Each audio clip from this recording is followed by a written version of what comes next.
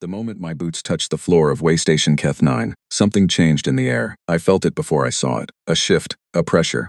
Like every molecule in that wide vaulted atrium had suddenly become aware of a new variable, and was recalculating in real time. The station was busy. It was always busy. 6 species moved through it daily, trading fuel cells, biological samples, treaty documents, and whatever else passed for commerce this far out on the rim of claimed space. Voices overlapped in a dozen frequencies. Cargo lifters hummed along the upper rails. The smell was a layered, complicated thing, part recycled air, part something like salt, part something I had no word for. I was the only human in the building. My name is Yarvar Ose. I am 34 years old. I hold a doctorate in xenobiology from the University of Cape Coast, a second in comparative sensory evolution from Edinburgh, and a field certification in non-hostile contact protocols. I do not carry weapons. I have never served in any military branch. I stand 163 centimeters tall, and I weigh 58 kilograms. And on any street in any city on Earth, I would be the last person anyone crossed the road to avoid. I had been assigned to Keth 9 for a standard 3-month research rotation. My job was to observe, document, and do absolutely nothing dramatic. My equipment was a field recorder, a portable spectrometer, a translator node clipped behind my right ear, and a battered green bag I'd carried since my first posting on the Kepler relay 11 years ago. My escort was a diplomatic protocol unit, a boxy, sensible machine that walked beside me and displayed my clearance codes in whatever visual format the station's current occupants preferred. The protocol unit registered nothing unusual. I registered everything. The first to notice me were the Kethval, who ran 4 of the merchant stalls along the eastern wall. They are broad, low creatures, built close to the ground with wide flat heads and eyes that sit far apart on either side. Prey animal configuration, in the most technical sense of that term. They are not prey. They are excellent traders and deeply suspicious diplomats. But their visual system is wired for threat detection in the ancient, involuntary way, and every single one of them stopped what they were doing within 4 seconds of my arrival. Not 4 seconds after I introduced myself. Not 4 seconds after I spoke or made any gesture. 4 seconds after I simply walked through the door and stood in the light. The nearest one, who had been arranging a display of circuit components with practiced speed, placed both upper limbs flat on its counter and went completely still. The one beside it leaned back by approximately 10 centimeters. The stall 2 down from that one, and I was watching carefully now, because something was clearly happening, quietly repositioned itself further from the aisle. No dramatic movement, no alarm signal, just a slow, instinctive retreat from whatever it was seeing when it looked at me. My protocol unit pinged a soft chime. No threat indicators detected on registered passenger HFY proceeding to check-in bay 7. I said hold. The unit stopped. I stood still and I looked at the room, not at any one thing. I just let my eyes move slowly, the way you do when you're trying to understand a scene, rather than find a specific object in it. The Srilani diplomat in the far corner. I had read about the Srilani. Everyone who worked this region had. They were the station's current hosting authority, and their negotiators were legendary for composure. Had stopped talking mid-sentence. Her conversation partner, a Vares trade representative with a body like a folded length of rope, had turned slightly so that its back was no longer fully toward me. Neither of them moved toward me. Neither of them ran. They just recalibrated. Found a new position in the room that put them at a slightly different angle relative to where I was standing. I took out my field recorder and started talking into it very quietly. Timesman 091 arrived at Keth 9 main atrium. Immediate behavioral response from at least 6 individuals across at least 3 species. Responses consistent with threat recognition rather than curiosity. No vocalizations directed at me. No approach. Primary behavior pattern. Spatial repositioning. Reduced movement. Sustained visual attention. My protocol unit shows nothing. I am wearing standard civilian travel clothes. I have no weapon designation on my manifest. I am trying to remember if I stepped in something. I had not stepped in anything. I walked to check-in bay 7, and the aisle stayed clear ahead of me for the full length of the atrium. Not because anyone ran. They just happened to be somewhere else. The check-in officer was Srilani, young I thought, based on the documentation, though I was still learning to read Srilani age markers with any accuracy. Her name, according to her station badge, was Athu, and she was assigned to diplomatic liaison, which meant she spoke passable Terran Standard with a musical, slightly overlapping quality, like 2 notes played very close together. She greeted me with the correct protocol phrase. She processed my documents without error. She did not lean away from the counter. She also, I noticed, did not lean forward the way most Srilani do when they are in what they consider a non-threatening interaction. She was perfectly carefully neutral. "You've been here before?" she asked. "First time at this station," I said. I've been in Keth space before, Relay 4 and the survey post at the edge of the Andhari belt. Alone? It was a strange question from a check-in officer. Usually, I said. She looked at me for a moment with those large, dark eyes that the Srilani use for infrasound detection as much as vision. Then she said, "You should know that the DRAV cargo in Bay 12 was sedated this morning for transport prep. They will be calm when you pass. You will not need to take a different route." I stared at her. "I was going to suggest," she said, "that you might prefer the lower corridor. It is less direct, but it avoids the main cargo floor." "Why would I need to avoid the cargo floor?" She chose her words with great care. "The DRAV are not dangerous to you, but their handlers would prefer a quiet morning." I thought about that for a long time as I walked to my quarters. I thought about the merchants who had moved their stalls. I thought about the diplomat who had stopped talking. I thought about what, exactly? A room full of species that had evolved on completely different worlds, under completely different suns, could possibly have in common in how they process the sight of one small, unarmed human woman standing in a doorway. I put my bag down on the bunk in my assigned quarters. I plugged in my spectrometer to charge. I sat on the edge of the mattress and I opened my field recorder and I said, "Hypothesis 1, mistaken identity. Someone who looks like me, or traveled this route before me, did something memorable."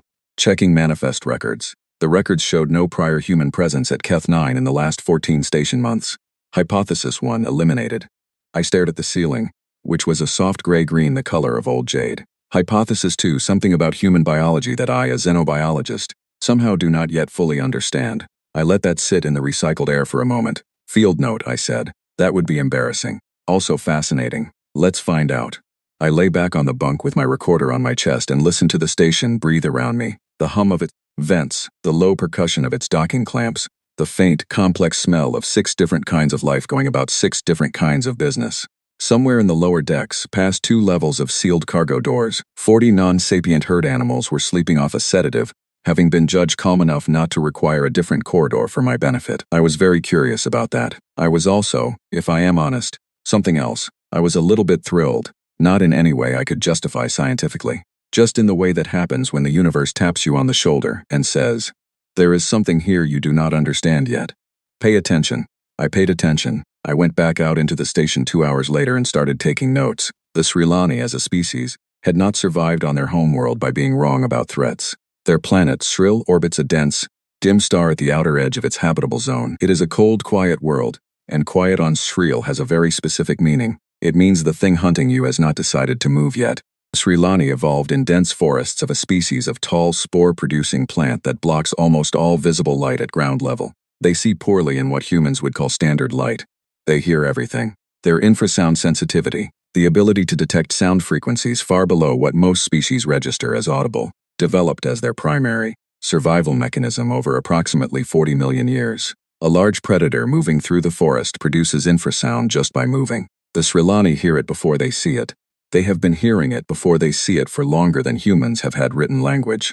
I had known all of this before I arrived. It was basic xenobiology covered in first-year coursework. What I had not known, until I sat across from Athu in a small meeting room off the main diplomatic corridor and asked her carefully to explain what she experienced when I walked into the atrium, was that a normal human-speaking voice in its lower registers produces infrasound. Not a lot of it, not continuously.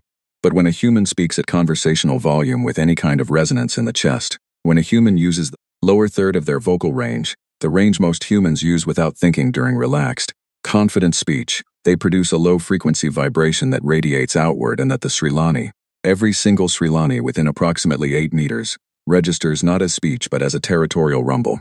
I had been warning the room every time I opened my mouth. Ethu explained this with diplomatic patience and what I suspected was mild personal amusement, though I was still learning to read Srilani facial expression with any precision. "It is not threatening in the way that a direct challenge is threatening," she said. "It is more like, you know the way a very large animal will rest in a space, and the space itself will seem to belong to that animal? Not because it has claimed it with any action, simply because its presence is large enough that the space reshapes around it." "Yes," I said, because I did know that. I had filmed it. Elephants did it. Certain large bears did it. The environment itself seemed to acknowledge them in a way that had nothing to do with anything they were actively doing. "That is what your voice does," she said. "Every time you speak in your lower register, every Srilani in the room hears a very old signal that says, something that belongs here is telling us it belongs here. And because we have been reading that signal for 40 million years without getting it wrong, we believe it. I wrote this down, then I said, and the visual response. The Kethval. Athu tilted her head in the Srilani gesture that meant something between patience and let me find the correct words. I am not Kethval, she said. But I have spoken to them, and I have read some of their perception literature. The Kethval evolved alongside something called the Vreth. Do you know what the Vreth is? It took 4 seconds. An apex predator. Extinct now, but it was the dominant large predator in Kethval historical range for approximately the last 20 million years of its existence. Binocular vision. Up stance during final approach. Eyes with a very high ratio of visible sclera, the white. I stopped. I looked up from my tablet. Athu watched me. Humans, I said slowly, have more visible sclera, more white showing around the iris than any other known sapient species, by a significant margin. The Kethval do not have a category for a sapient creature with forward-facing eyes and exposed whites, Etha said. They have 2 categories, prey and Vreth. You do not look like prey. I sat with that for a moment. The Vreth had been extinct for roughly 11,000 years. The Kethval had built a civilization, developed space travel, joined an interstellar community, and developed trade law. They had done all of this with the Vreth recognition circuit still running, still live, still classifying forward-facing eyes with exposed whites as the apex predator it had spent millions of years learning to recognize. Not as a memory, not as history, as a present-tense automatic cannot be turned off biological fact. Every human has forward-facing eyes. Every human has visible sclera. Every human walking into a room with Kethval present is, at a level below conscious thought and beyond conscious override, triggering the one threat signal the Kethval nervous system was most thoroughly designed to never ignore. I realized I had been tapping my pen against my tablet. I stopped. How long have humans been interacting with the Kethval? I asked. 47 standard years, Athu said, and in 47 years no one documented this. She paused. The Kethval do not like to discuss the Vreth. It is considered, another careful pause, not a mark of sophistication to acknowledge that a creature still triggers the response. Their philosophers argue that the response is vestigial. Their neurologists have confirmed that it is not. I wrote this down too. Then I went and found the freight manager for the Drav cargo. His name was a series of tonal sounds I couldn't quite manage, but his station badge displayed the syllables that most non-Drave speakers settled on, which sounded approximately like keel. He was a small, neat species, not Drav himself, but a contracted handler from a species called the Teth, who had worked with Drav livestock for generations.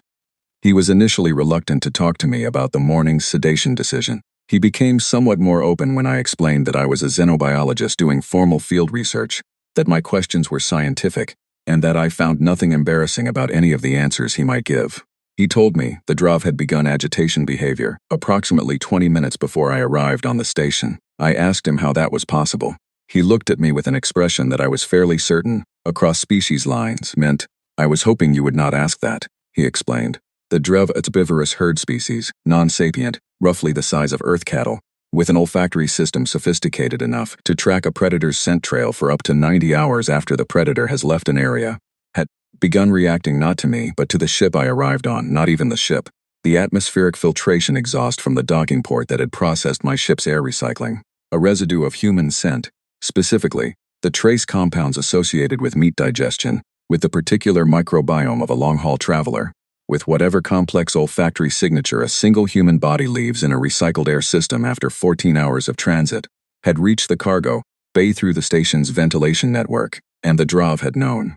Something with the scent profile of an apex predator had docked. Something that ate meat and walked on 2 legs and had been metabolizing animal protein for decades had entered the building, and the Drav had known before I was even through the airlock.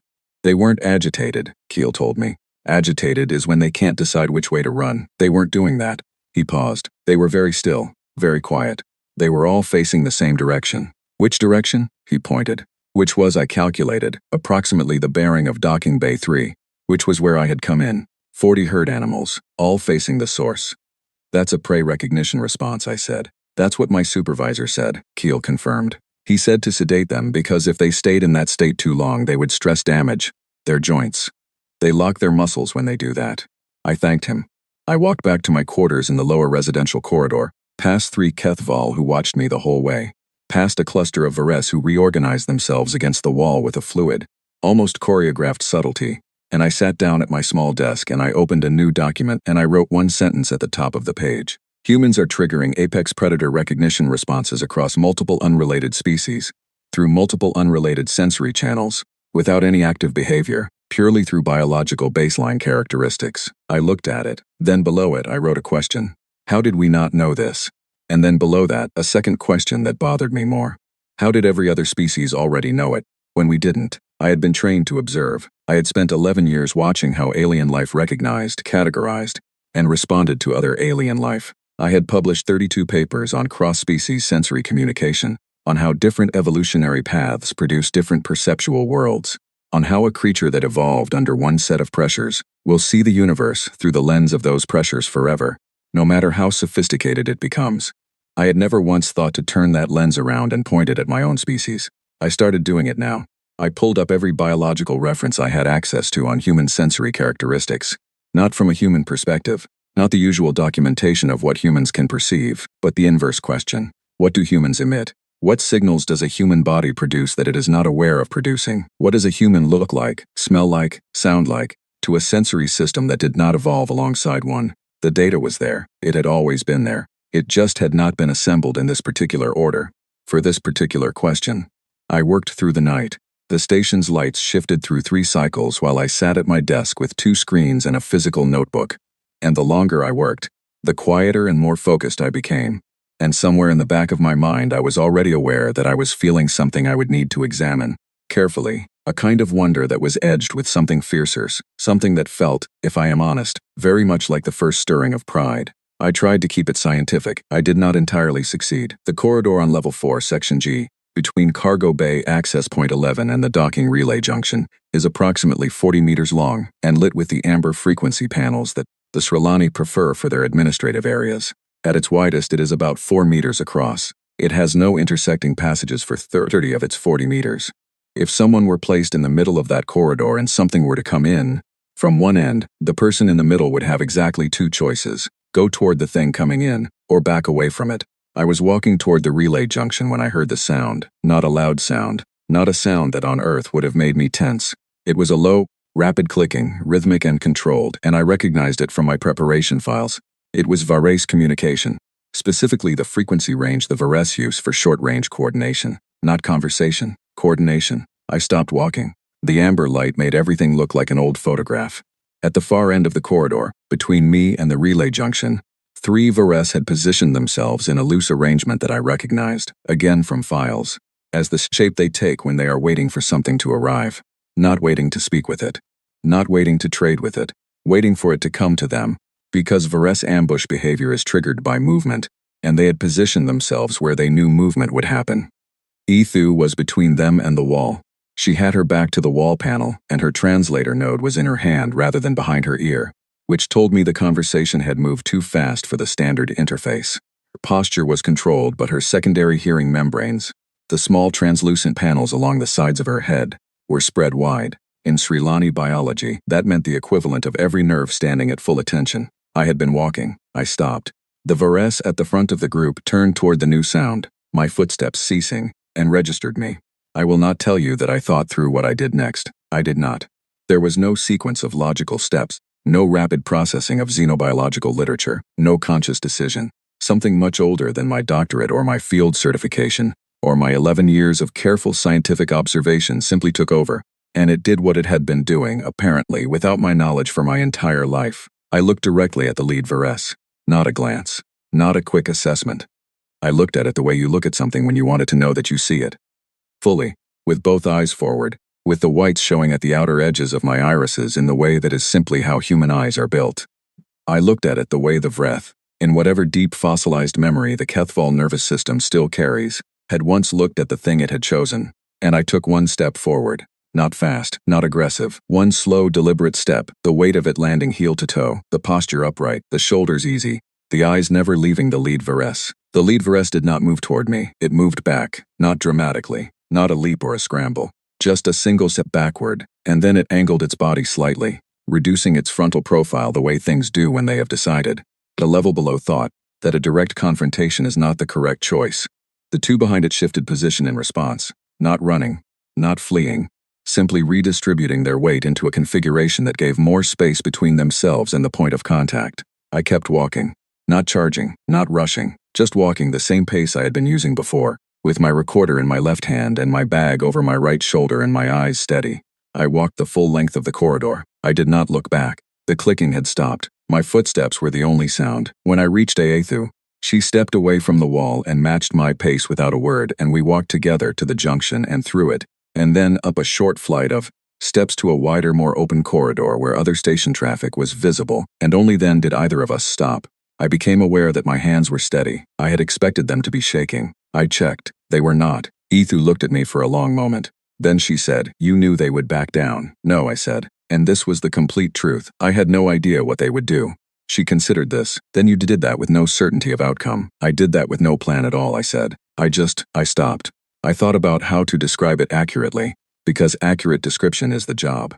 Something moved my feet. I don't know how else to say it. She was quiet for a moment, in the way the Srilani are quiet when they are processing something that does not fit their existing framework. Then she said, "The Vares will not approach you again, for the rest of your stay." "How do you know?" "Because you did the one thing that makes them stop," she said.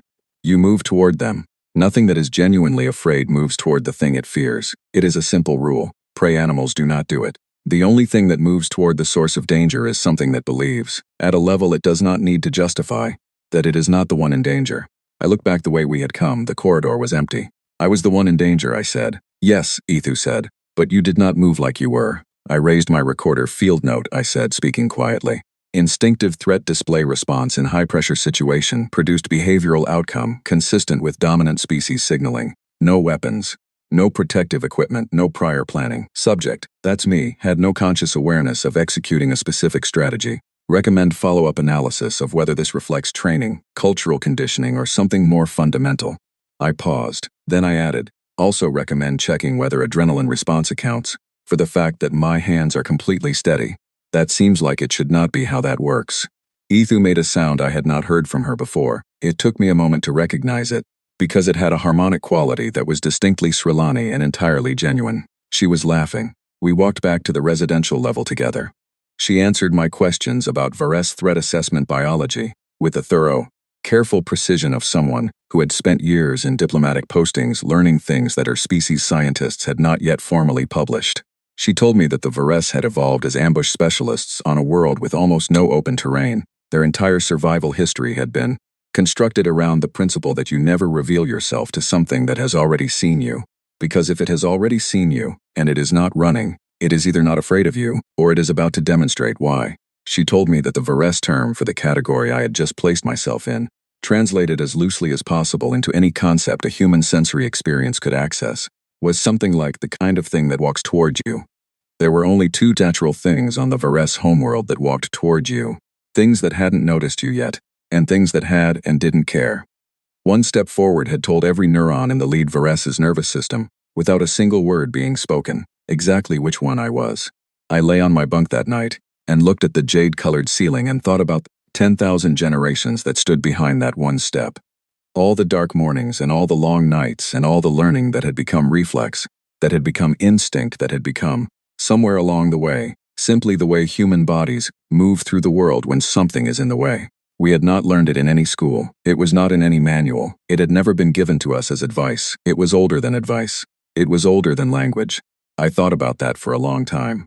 Then I thought about what else I had not yet understood about what I was carrying. With me quietly in this ordinary body, through every room I entered, I started a new section in my field notes.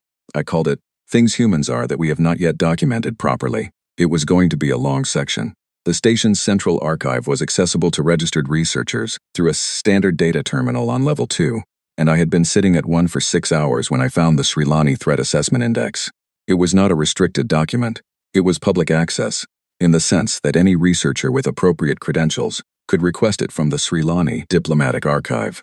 It had simply never occurred to any previous human researcher to request it, because previous human researchers working in this region had been asking the usual questions: political structure, trade law, biological classification, the long and careful work of learning what others were, rather than examining what we looked like to them. The index was 412 pages long and covered 97 distinct species or species groups that the Srilani Diplomatic Service had formally assessed over the last 200 standard years. The assessment framework was based on their infrasound sensitivity, their visual threat classification system, and their extensive experience as a negotiating species in multi-species environments. They had developed, over 2 centuries, a classification system for how different species registered on the threat perception systems of others. Not just Srilani, but others. They had done the work of becoming the room's most attentive observer and writing down what they noticed. Humans appeared in the index. We had been given a classification. It was the one I had feared and the one I had suspected, in the way that you suspect something before you have the evidence. And then find that the evidence is worse than you imagined. The classification heading, translated as cleanly as my translator node could manage, read, unresolved, simultaneous multi-channel apex activation, behavioral prediction impossible, engagement approach, caution and distance recommended. I read it 3 times. Then I read the subentries. The Srilani threat assessment system works on a 5-channel model: infrasound, visual profile, movement pattern, scent signature, and what they called behavioral predictability index. How well a species' next action could be anticipated based on its previous actions and its physiological state. A high predictability species in threat assessment terms is safer to be around, not because it is less dangerous, but because you can model what it is going to do and plan accordingly. A low predictability species is dangerous regardless of its actual capability, because you cannot build a reliable response to something you cannot read. Humans scored at the ceiling on every apex threat channel. Infrasound. The lower registers of human speech produce territorial rumble signatures across the frequency range associated with large predators on no fewer than 12 documented worlds. The Srilani noted this was the broadest cross-species infrasound match on record, not because human voices are louder than predators, but because the tonal quality of human resonance appears to be a statistical near match. 4 predator frequencies evolved independently. Across multiple biomes, we are in some frequency sense accidentally universal visual, forward-facing binocular eyes with the highest exposed sclera ratio of any known sapient species. The sclera exposure matters because it evolved in humans for a reason: social communication, tracking gaze direction in cooperative groups. But the shape of the signal is identical to what a predator produces when its eyes are locked on a target. We evolved it for teamwork. Every other species with that evolutionary history reads it as aim. Movement pattern. Humans walk upright, with a spine fully vertical, in a stance that places the eyes at maximum elevation. The upright bipedal configuration is documented in the Srilani archive as associated with dominant or apex species on 11 surveyed worlds. On every one of those worlds, it is the predators that stand up to their full height. Prey animals keep low. The tallest point in the room is usually the most dangerous. Scent signature. The combination of meat-based diet compounds, specific intestinal microbiome markers, and what the document described with delicate scientific language as the olfactory profile of a generalist. Apex consumer, meaning a species that eats a wide variety of things including other animals, at the top of its food chain, with a digestive system that has been processing meat for hundreds of thousands of years. The Drav had known. The Drav had always known. It was in the air around every human who had ever stood in a space that other animals later entered. Behavioral predictability, 0. That was the score. Not low, 0. I stared at it. The Srilani entry explained. The problem with predicting human behavior, according to 200 years of diplomatic observation, was that humans did not behave consistently according to their physiological state. A human in visible physical distress might still move forward. A human alone might behave more aggressively than a human in a group. A human with no apparent advantage might still hold position. A human who had every reason to retreat might instead sit down and start asking questions. The standard models for predator behavior and the standard models for prey behavior both failed when applied to humans, because humans were documented doing things from both categories without apparent pattern. The Srilani Threat Assessment Service, after 200 years of data collection, had formally classified us as unpredictable in the most technical sense of that word. Not random, but not modelable. We had behaviors that no existing framework could reliably anticipate. Their recommendation: maintain respectful distance, respond to human communication with full cooperative engagement, do not allow humans to stand behind you. That last one had been added as a note to the diplomatic field guidance approximately 40 years ago, following a trade negotiation where a human observer had simply walked around the table to look at a document more closely, and every Srilani delegate had stood up simultaneously. They had not been able to explain it at the time. The xenobiologist retroactive analysis had concluded that the movement, one human moving behind a seated group, had triggered a synchronized predator flanking response in the room. The delegates were not aware they had stood up. They found it profoundly embarrassing upon reflection. The note had been added to prevent future incidents. I had been walking around the station for 3 days without knowing any of this. I thought about every room I had entered, every aisle I had walked, every moment when a space had cleared ahead of me with a quiet, effortless efficiency that I had been recording as an interesting behavioral observation. It had not been interesting. It had been, from every other perspective in those rooms, a completely rational response to the presence of something their biology had been correctly reading for, longer than they had known what stars were. They were right. They had been right every time. I pulled up the comparative evolutionary analysis I had been building across the last 3 days, and I went through it with the Sri Lani document open beside it, and I started cross-referencing, and what I found methodically, carefully, with all the precision of someone who has been trained to be precise, was that there was not a single biological signal the human body produces in baseline rest that does not trigger an apex recognition response in at least one other known species. Not one. We had somehow, through a combination of evolutionary pressures on a single ordinary planet, ended up expressing every threat signal that every other species had independently developed the sensitivity to detect. We had not evolved to do this. It was, in the most technical sense, accidental. The forward-facing eyes, for social gaze tracking, because we hunted cooperatively and needed to see where everyone on the team was looking. The exposed sclera, for communication, because being able to see another human's gaze direction from a distance made us better at coordinating. The upright stance, for heat management and endurance, because early humans ran prey to exhaustion on open ground, and standing tall helped cool the body in direct sun. The infrasound resonance, a side effect of a vocal apparatus that evolved for the most complex and flexible sound production system on the planet, used for language so nuanced and intricate that the low-frequency spillover from our resonance chambers was simply never something we needed to worry about, because the things around us that could hear it were not things we were trying to reassure. The scent profile. We ate everything. We had been eating everything for a very long time. Our digestive chemistry reflected that with the faithful accuracy of a biological history written in enzymes. None of it was designed, none of it was intentional. Every signal we produced had been shaped by entirely different pressures, toward entirely different ends, and the fact that the entire package landed as a coherent, cross-species, multi-channel apex declaration was not something any evolutionary biologist on Earth had ever had reason to document, because on Earth, there was no one else to ask. I closed my eyes, I thought about the savannah. I thought about what it meant to be the species that had survived there. Not because we were the strongest or the fastest or the most heavily armored. We had been none of those things. We had been endurance and cooperation and tool use and problem solving, and somewhere along the way, the accumulated signature of all of that had assembled into something that the rest of the galaxy, meeting us for the first time with senses honed on their own evolutionary nightmares, received as a single, unanimous, cannot-be-ignored message. I thought about a Kethval philosophical text that Athu had mentioned on my second day. She had referenced it in passing, and I had made a note to find it. I found it now. The translation was imperfect. Philosophical texts always are, but the relevant passage had been rendered as, "The creature that cannot be read is more feared than the creature that is large. For the large creature may be avoided, but the unreadable creature is already inside your judgment before you can think to close the door." I sat with that for a while. Then I wrote in my field notes, in very plain language, "We are the creature that walked into the galaxy's judgment, and the door was already open, and no one on either side of it fully understood what had happened." Outside the archive window, the station traffic moved in its ordinary rhythms. Kethval, Sri Lani, Vares, 3 other species I had not yet fully catalogued, all going about their separate days.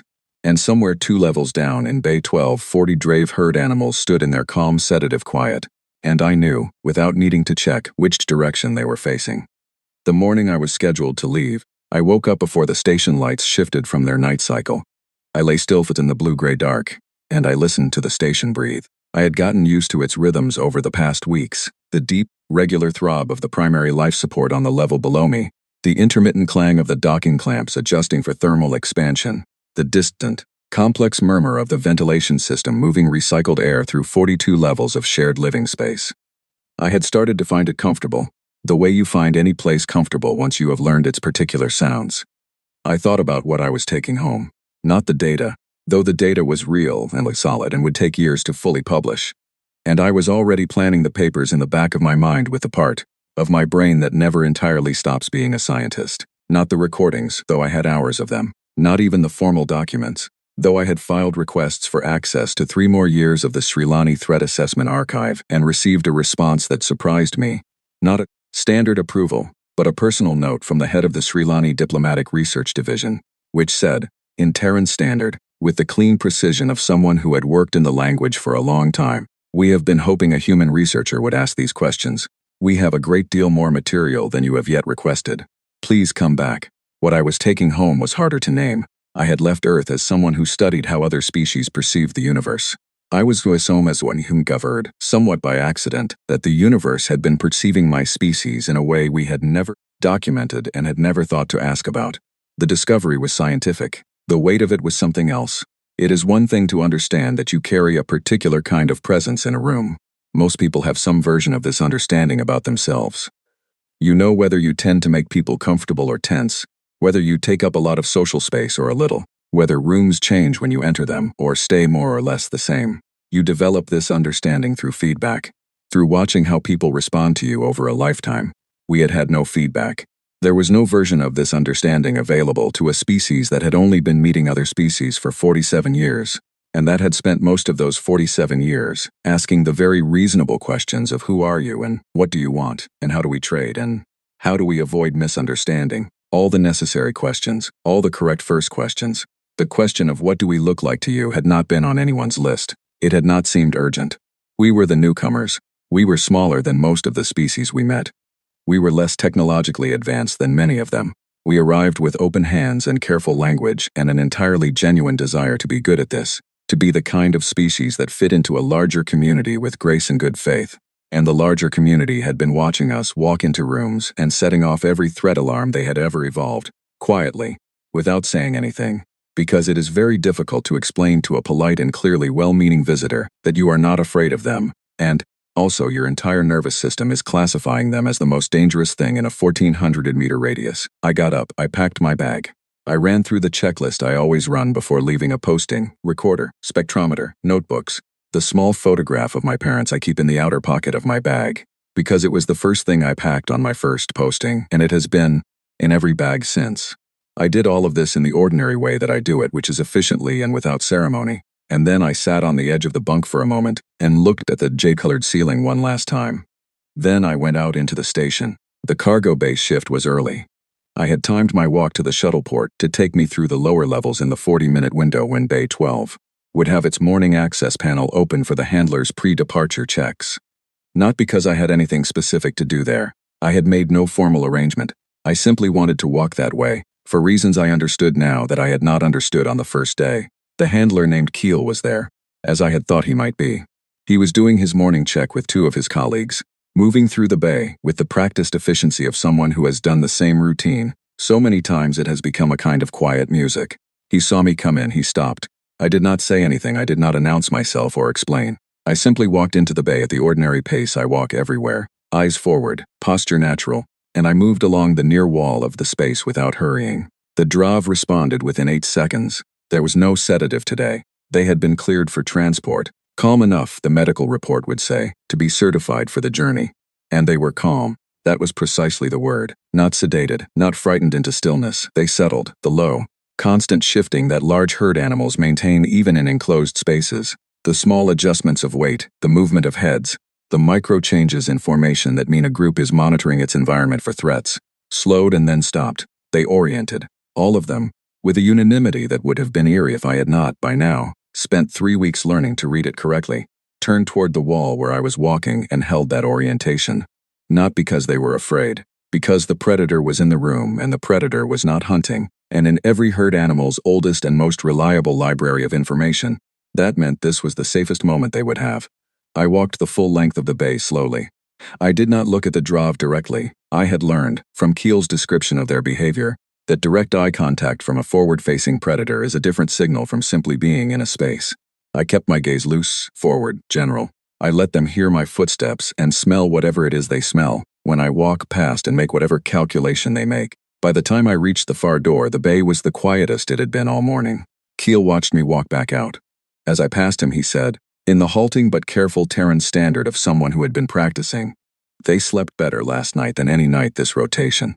I looked at him. "Your quarters are directly above Bay 12, he said. "One level up." I had not known that. I thought about it all the way to the shuttle port. 40 animals sleeping well, because something their biology recognized as the apex had been directly overhead and had not been moving with hunting intent. I thought about what it meant that the most frightening thing in the building was also, for 40 non-sapient creatures operating on pure evolutionary logic, the thing that made the building safe. Ethu met me at the departure gate.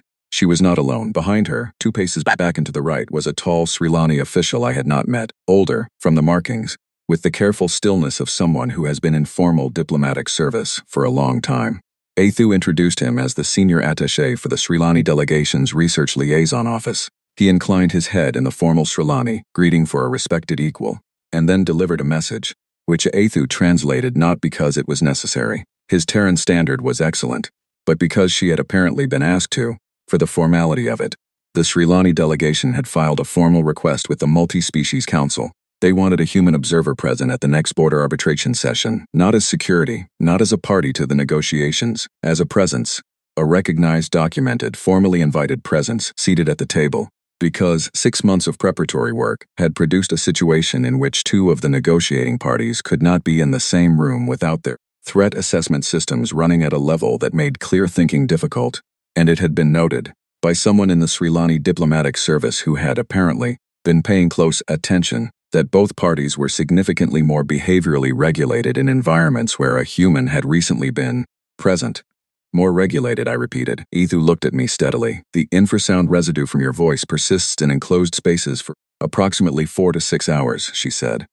Both parties have noted that they think more clearly in rooms where the large predator has recently demonstrated that there is no immediate crisis. I stood there for a moment. I thought about this. A human, unarmed, no mandate, no formal authority, no vote in the proceedings. Just a presence. Just the accumulated weight of millions of years of evolution, producing something that walked into rooms and made the complicated chemicals in other species' nervous systems say, something that knows what it is doing has been here, and it did not find this situation to be an emergency. I would need to consult with the diplomatic office, I said, which was the correct and proper answer. Of course, the senior attaché said, in his own excellent Terran standard. I boarded my shuttle. I stowed my bag in the overhead compartment and buckled in and looked out the small viewport at the gray flank of the station as the docking clamps released. The station shrank. The stars around it did not. I opened my field recorder. Final notes from Keth 9 rotation, I said. Departure time stamp 811, standard. Summary of findings will be submitted in full formal report. Personal addendum. I paused. Outside, the station was now just a shape against the background, and ahead was the long dark of transit, and behind me was 3 weeks of having walked through a building where every form of life I had encountered had looked at my ordinary, unarmed, unaugmented body and received a message I had not known I was sending. Something I need to think about more carefully before I write it up, I said. Not what we are. I think I've made a reasonable start on that. What we owe. The shuttle's engine shifted to its transit frequency. The vibration moved through the seat and through my bones. We are a species that did not know what we looked like from the outside. That is understandable. You cannot see yourself clearly from inside yourself. That is not a failure. It is just a fact of perspective. But now we have been outside. Now I have walked those corridors and watched those rooms and read that archive and talked to Ethu, and I know something that I cannot unknow, and I don't think I would want to. I looked out the viewport. The stars were constant and clear. We carry something with us everywhere we go. We have always carried it. We didn't choose it, and we can't put it down. And now that we know we're carrying it, the question isn't whether to have it. The question is what to do with it. I clicked off the recorder. I sat back in my seat. I thought about the arbitration session. I thought about 2 delegations who could not stay calm in the same room, and about a Srilani diplomat who had looked at the data and decided that one unarmed human seated at a table could change the chemistry of the air. I thought about the Drav, sleeping well. I thought about Keel saying they had slept better than any night this rotation, and not knowing, until that morning, that I had been 1 level above them the whole time. I thought about the corridor on level 4, section G, and 1 step forward, and the ancient wordless language of a body that had learned, over millions of years, to walk toward the thing in the room, and let the thing in the room make its own decision. I thought about my field notes, the new section, the long section, things humans are that we have not yet documented properly.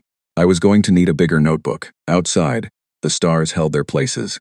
Ahead, the route home curved through a transit corridor between 3 systems, past 2 relay buoys and the edge of a dust field that the charts marked as navigable but slow. It would take 14 hours. I had a lot of notes to organize. I thought about the young researcher somewhere, on Earth or on a relay station or on a posting I had not yet heard of, who would read what I published and ask the next question. The one I had not thought to ask yet, the one that would open the next door. I hoped they were ready. I thought that probably, in the way that humans tend to be when the universe offers them something genuinely interesting to figure out, they would be more than ready. They would walk straight toward it.